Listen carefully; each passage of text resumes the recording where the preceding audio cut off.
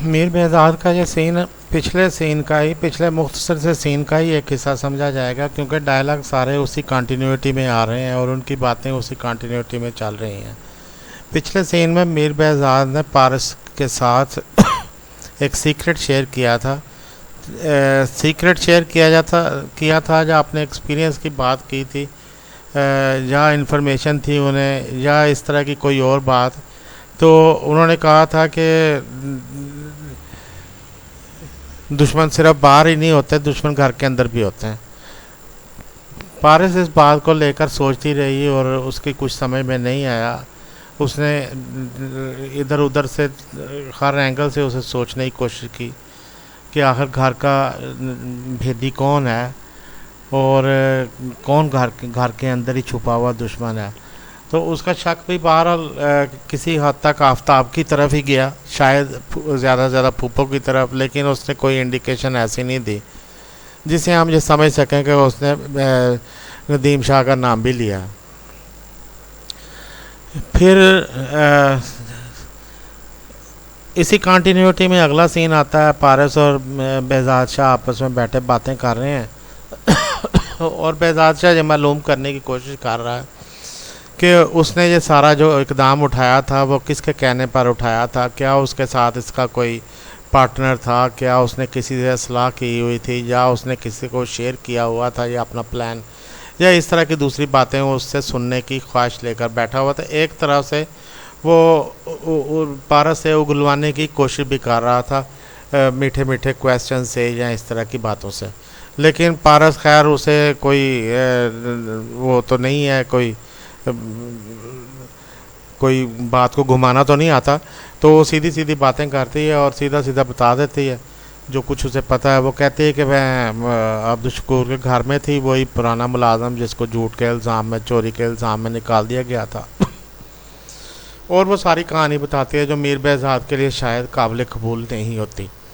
वो पारस मीर बेहज़ाद को बताती है कि उन्होंने चोरी नहीं की थी, वो तो बड़े सादा से और शरीफ से लोग थे, वो तो मीर बेहज़ाद की गैर मौजूदगी में भी उसके ख़िलाफ़ कोई बात नहीं करते। इतना मुअद्दब और इतना वफ़ादार किस्म के और एहसानों के नीचे दबे हुए लोग, तो वो चोरी कैसे करेंगे। ये आपकी बहन और फूफो का काम था कि उन्होंने वो जो कीमती नवादरात थी उसको उनके ड्राइंग रूम से चुरा कर उनके कमरे में भेज दिया, नौकरों के कमरे में भेज दिया और रखवा दिया। और उनकी बेटी जो पारस की हम उम्र है, उसने भी अपने माँ बाप को बचाने की कोशिश नहीं की, इतना वो दबे हुए लोग थे।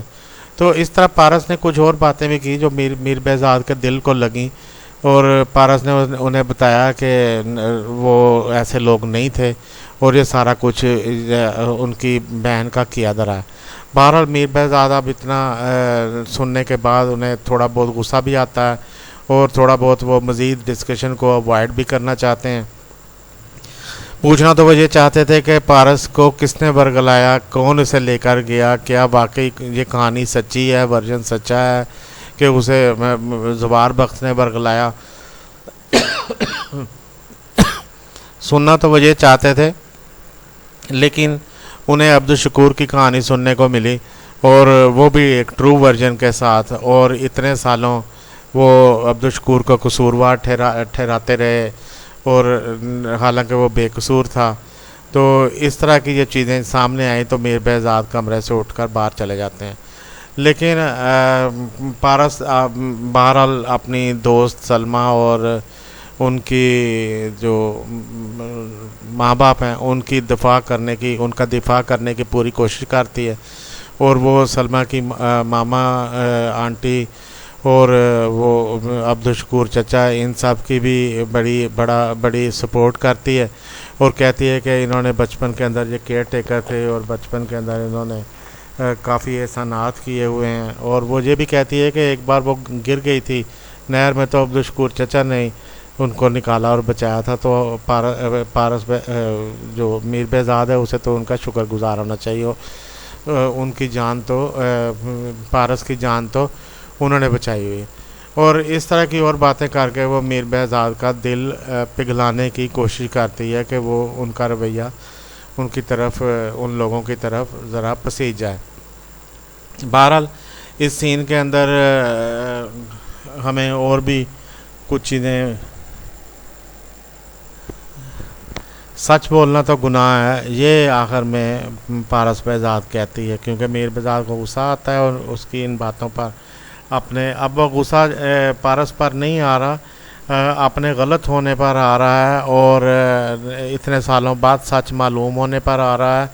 और शाहीन जो उनकी बहन है उसके उस वक्त से ही साजिशी होने पर गुस्सा आ रहा है कि ये लोग उस वक्त से ही उसकी आंखों में धूल झोंकते आए हैं। तो साथ ही साथ एक और बात भी थी कि वो कहते हैं, मीर बहज़ाद कहते हैं कि उन्होंने उनकी मामा के सामने ही, आफताब की मामा के सामने ही उसे थप्पड़ मार दिया ज़ुबार ने। तो ज़ाहिर है कि उसकी माँ को इस पर बड़ा गुस्सा आया होगा ज़ुबार पर। तो पारस कहती है कि आपको भी गुस्सा आया। वो चुप कर जाता है मीर बहज़ाद, लेकिन कहता है कि हाँ मुझे भी आया थोड़ा बहुत, लेकिन इस तरह वो टाल मटोल करने लगता। तो इससे पारस ने दोनों के बारे में कोई अच्छी ओपिनियन बाज़ाहिर नहीं दी, तो लेकिन जो ज़वार बख्त के बारे में उसकी ओपिनियन है कि वो शैतान की तरह हर जगह पर पहुंच जाता है और शैतान से भी ज़्यादा इंटेलिजेंट है। पता नहीं उसको कैसे पता चल गया और वो उसको वहाँ से बाजियाब करवा लाया। तो वरना तो मैं छुप कर बैठी हुई थी वहाँ अब्दुल शकूर चचा के पास। मीर बहज़ाद ये भी पूछने की कोशिश करता है कि क्या इस क्राइम में, इस इक़दाम में उसका कोई पार्टनर है। उसका शक होता है शायद मारूख के कहने पर उसने ऐसा किया हो, लेकिन वो कहते हैं कि नहीं, मारूख के कहने पर ऐसा नहीं किया, बल्कि मारूख को अगर पता चलता तो वो तो पहला फ़ोन ही आपको करती और सारा कुछ बता देती। तो मैंने तो उससे शेयर नहीं किया हुआ था। हाँ, बाद में मैं US जाने वाली थी आंटी मारूख के इनविटेशन पर जाए इस तरह।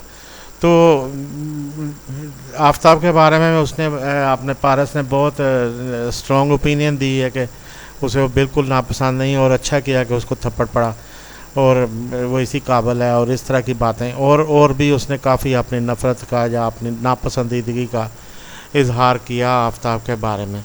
तो इस तरह ये सीन हम देखते हैं कि इसमें बहुत से पहलू सामने आते हैं हमारे कैरेक्टर्स के, और दूसरे कैरेक्टर्स की ओपिनियन में एक कैरेक्टर कैसा है, ये एक बड़ी टेक्निक होती है जिसे राइटर यूज़ करते हैं अपने ड्रामे को आगे बढ़ाने के लिए। तो ज़वार बख्त का इमेज जो है वो हमारी नज़रों में मज़ीद बुलंद किया गया है, आफताब का इमेज हमारी नज़रों में मज़ीद घटाया गया है, और मीर बहज़ाद की अंडरस्टैंडिंग और उसको भी हमारी नज़रों में मज़ीद शार्प किया गया है कि वो काफ़ी अंडरस्टैंडिंग वाला आदमी है। ख़ास तौर पर उसे ये कैसे पता चला होगा कि उसके घर में ही उसका दुश्मन है। तो इस बात को भी, जिसको लेकर पारस बहज़ाद भी काफ़ी सोचती रही है अकेले बैठकर कि ये क्या बात की है उसके पापा ने।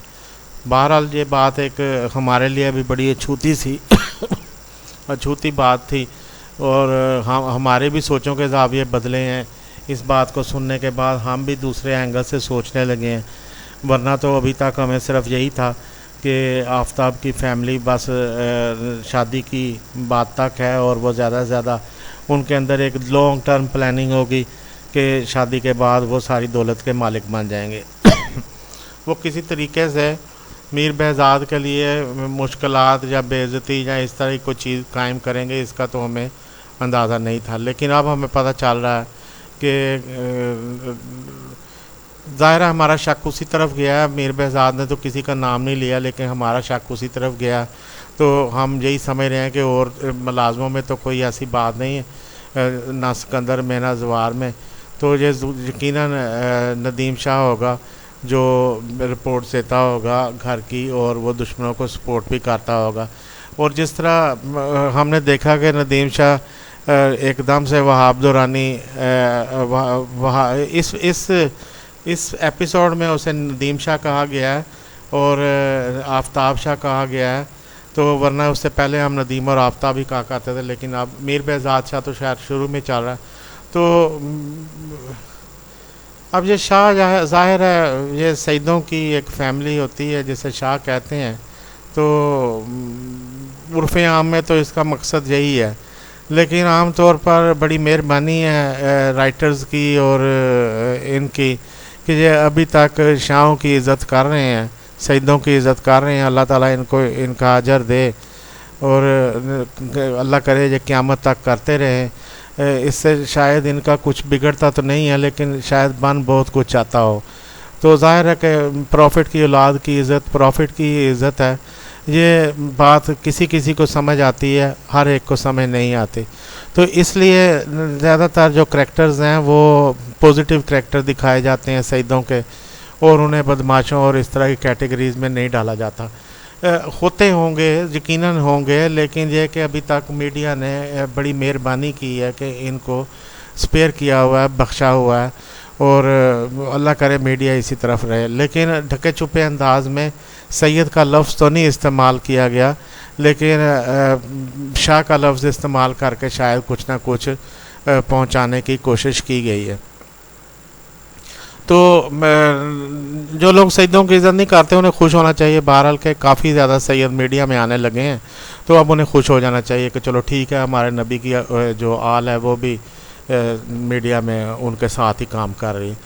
तो मतलब आपको और क्या किया जा सकता है। एनीवे मैं ये दरमियान में थोड़ी सी एक्सप्लेनेशन दे रहा था कि पहले इतने एपिसोड नदीम शाह नहीं कहा था, लेकिन अब इस एपिसोड में नदीम शाह का नाम भी आ गया, तो इसलिए मैंने भी लिया।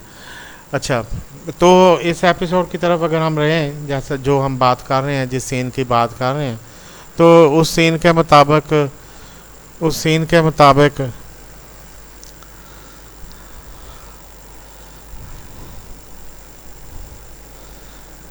पारस बेहज़ाद जो है वो अपने पापा को, बेहज़ाद शाह को, पूरी उनके बारे में, अब्दुल शकूर के बारे में और उनकी हिस्ट्री के बारे में और उनके बेगुनाह होने और बेकसूर होने के बारे में काफ़ी तफसील से बताती है, और उनके एहसानात भी गिनवाती है, और उनका एटीट्यूड भी बताती है कि वो किस एटीट्यूड से मिले और उन्होंने कितनी खुशी की और किस तरह उन्होंने उसे फैमिली का सा माहौल दिया। ये सारा कुछ भी पारस बेहज़ाद अपने पापा को कन्वे करती है। लेकिन खैर उसका पापा ये सारी बातें सुनकर, ख़ास तौर पर अपनी बहन के बारे में बातें सुनकर, वहाँ से गुस्सा होकर निकल जाता है। देखते हैं आगे अगले सीन्स में क्या होता है। पिछला एक सीन गुजरा है, मैं उसको भी बताता हूँ, उसका वो रिव्यू देता हूँ। Thank you so much for staying along. अल्लाह हाफ़िज़।